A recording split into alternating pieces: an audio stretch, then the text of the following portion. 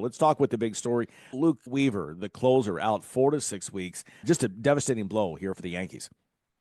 It's a big blow because in the beginning of the season, Devin Williams was brought in to be the closer. They loved William. Luke Weaver, they got him at the end of the 2013 season. It was a kind of an afterthought. They had struggled pitching. They changed some things. They signed him back for 1 year, 2 million with an option for another two. And people were like, "What are they bringing this guy back for? He's got a 6 ERA." And my God, he was our best reliever last year. And this year, I think he's given up about 3 runs.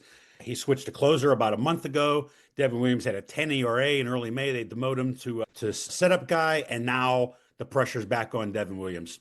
Yeah. And Devin Williams, while he's had a one something ERA in the last month as the setup guy, I have real question whether this guy can pitch in a big spot. When you look at his career in Milwaukee, he was fantastic, small town Milwaukee, no pressure until it got to the playoffs.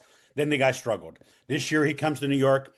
I remember running into him the first day. It was report day, and he was just introducing myself to him in person, and he was like, "Oh my God, so much media here." You could see that it bothered him. We were in a clubhouse in Tampa. Then he showed up with a beard before they changed the rules. They actually changed the beard rule because of this guy. Then he goes out and struggles in his first home game. He struggled almost every one of his closer opportunities. They take him out of that situation, and he's good. He has that great pitch, the airbender changeup, but they've been laying off of it a lot this year. And now the pressure's on him. Can he handle this? He's going to be a free agent after this year. I would say the chances of the Yankees re-signing him or Williams wanting to come back are close to zero. But this is his chance to get his stock back up and get free agent money. I would think he'll go to a smaller market. St. Louis is where he's from. I wouldn't be surprised to see him go there. But yeah, now the pressure's on him. And I think now the Yankees were targeting bullpen help anyway for the trade deadline. I think they'd like to get a left-handed pitcher to complement Tim Hill, who's not a hard-throwing guy.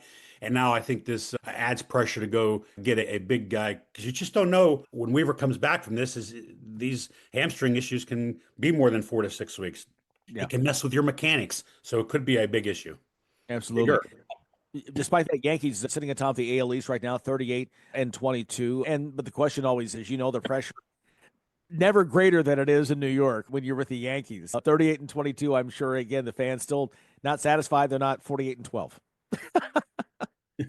Yeah, the emails that I get, you would think that they're the Pittsburgh Pirates, my hometown team, but they haven't had a losing season since '92. I Wow. think the Yankees are in good shape because, number one, boy, they got really lucky not getting Soto back because not getting Soto back, and Hal Steinbrenner is the one that wanted Soto back because he wanted to appease the fans, and it worked out perfect for the Yankees. They made this big offer.